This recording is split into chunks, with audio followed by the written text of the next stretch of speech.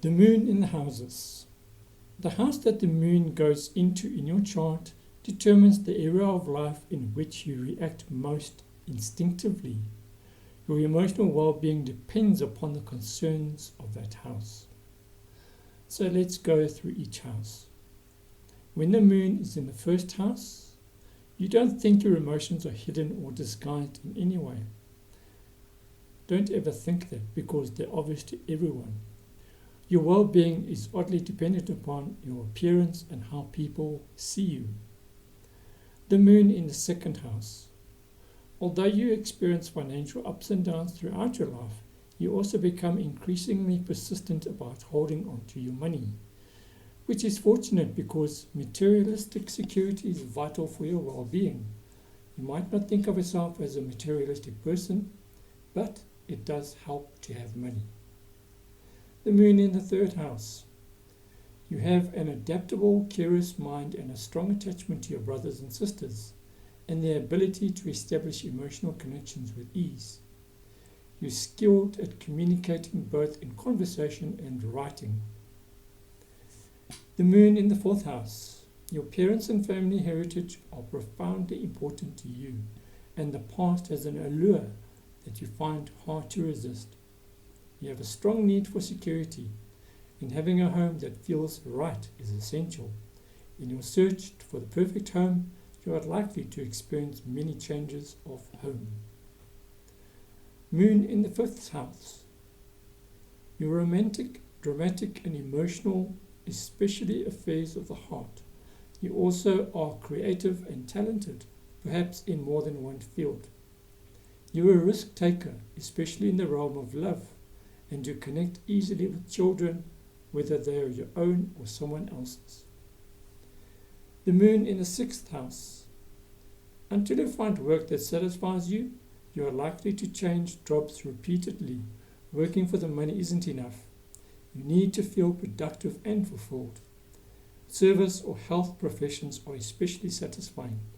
Also, you worry about your health, which can be affected by your reactions to your job. The moon in the seventh house. Marriage and other partnerships loom large for you, though you might feel indecisive about relationships. Once you're committed, you run the risk of becoming too dependent. In business, people seek you out. The moon in the eighth house.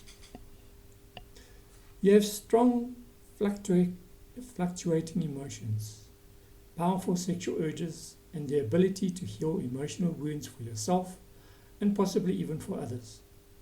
You are emotionally brave, willing to face reality, and financially you might have the experience of ups and downs, especially through a romantic relationship. The moon in the ninth house. The more you push beyond the boundaries of your life and seek out fresh experiences, the happier you are. You have an active imagination and desire for knowledge. You might explore many religions and philosophies before you find one that satisfies you.